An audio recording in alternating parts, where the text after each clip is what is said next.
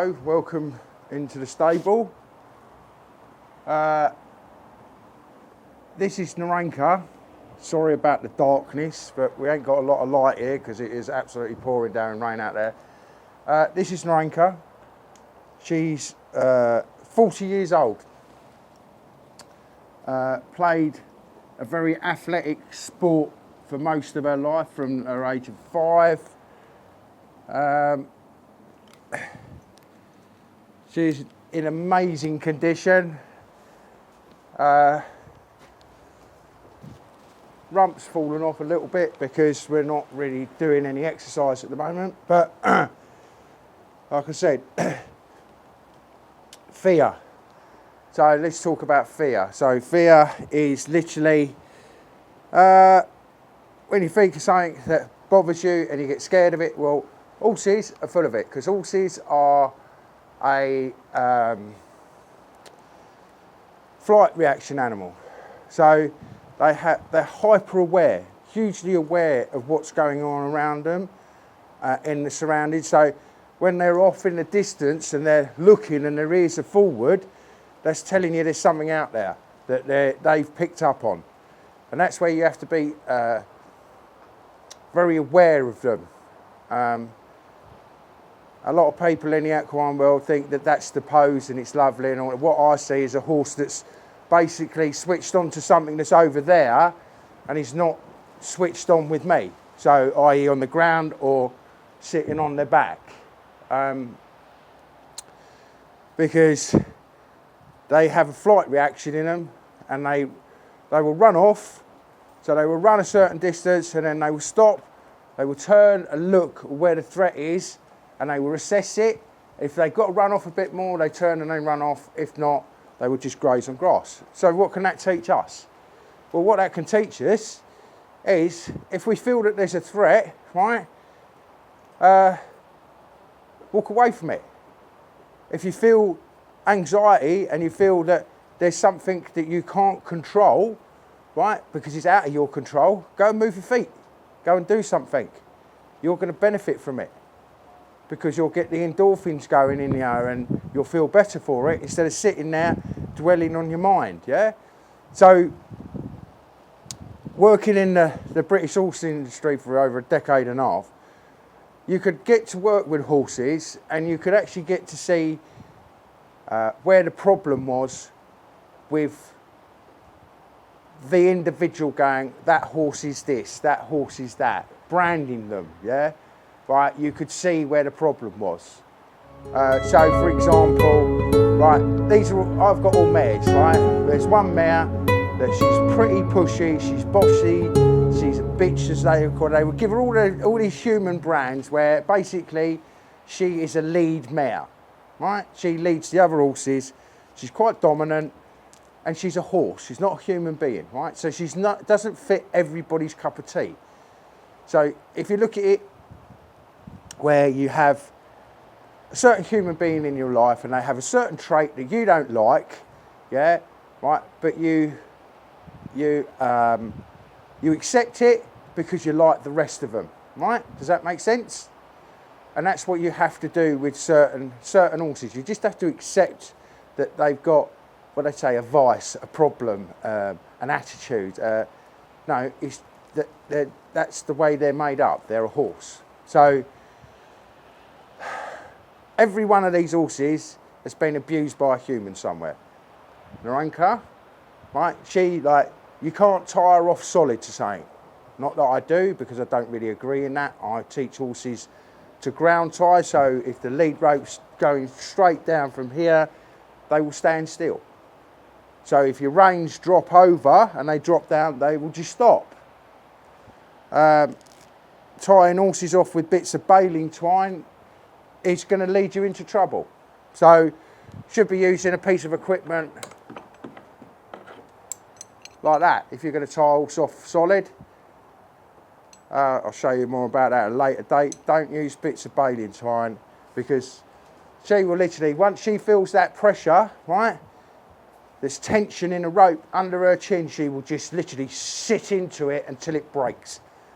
I've watched her literally rearing up, trying to break because she feels trapped. And once it's broke, she'll go back a couple of steps and that's it, she'll stop.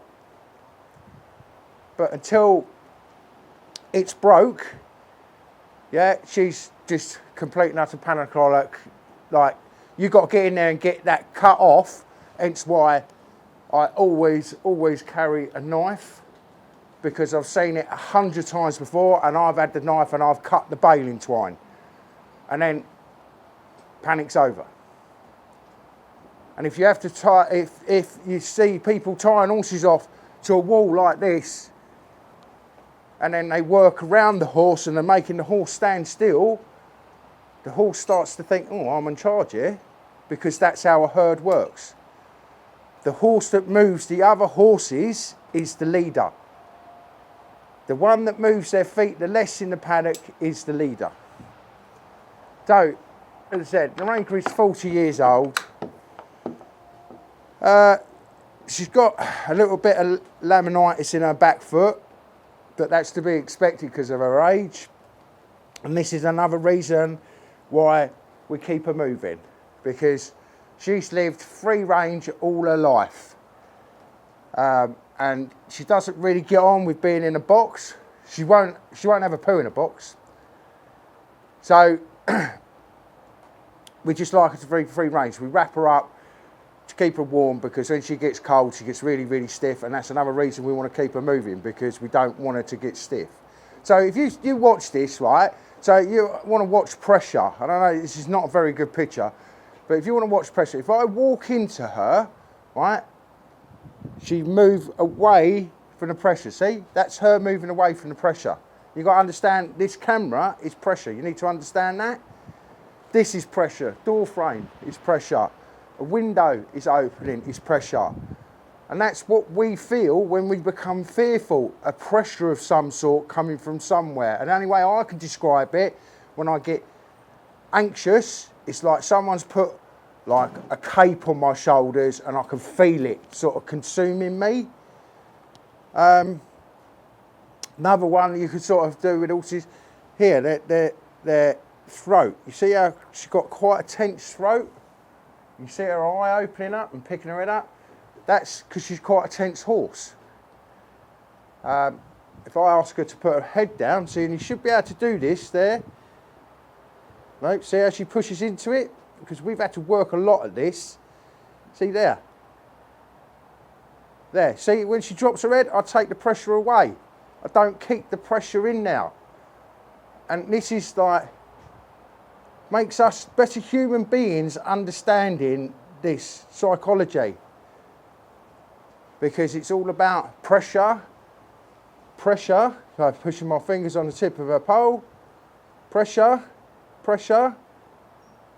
and release. See, she moves away. I don't keep pushing it through. So I've come across so many mares in my time that have been misinterpreted because of what humans have done to them.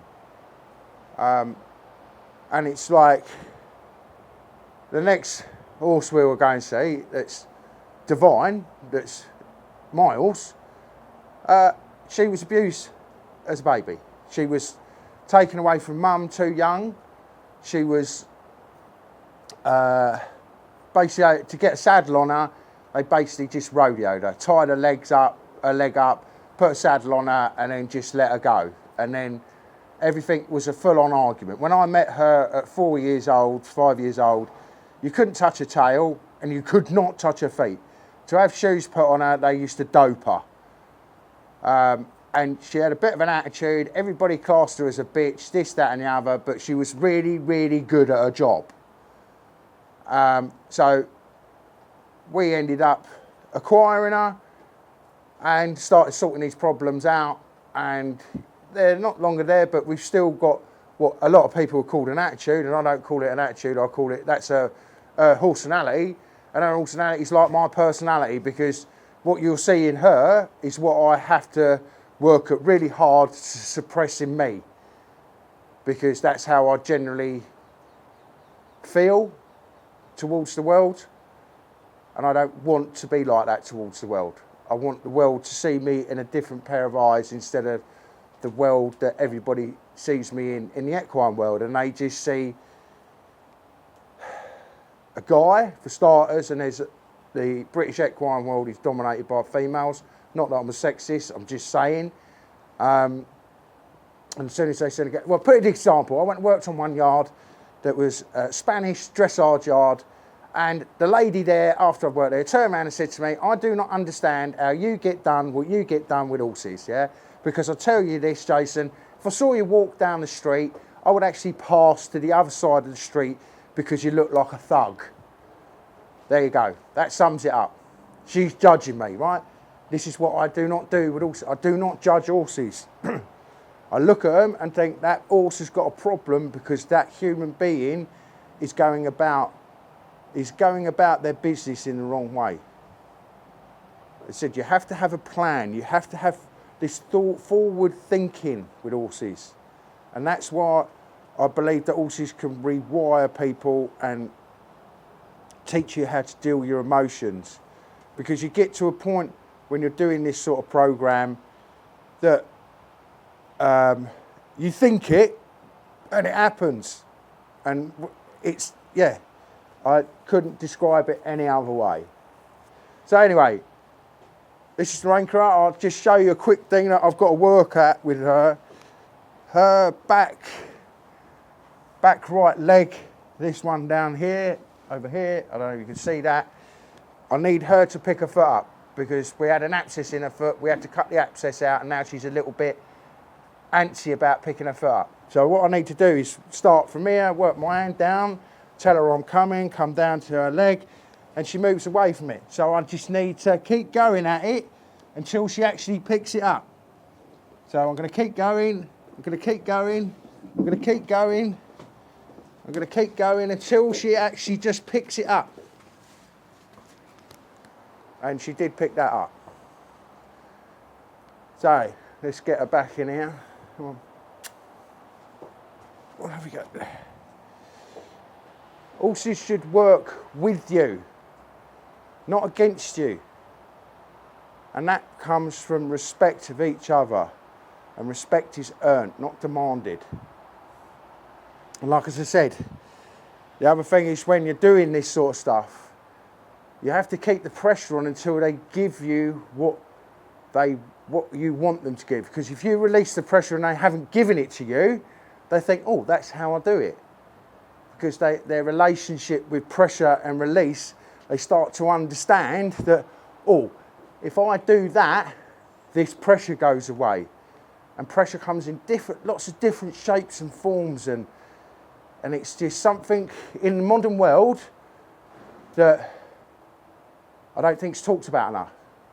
Because you don't really feel the pressure when you sat behind a computer watching this on a keyboard or on your TV or whatever. You don't really feel that pressure.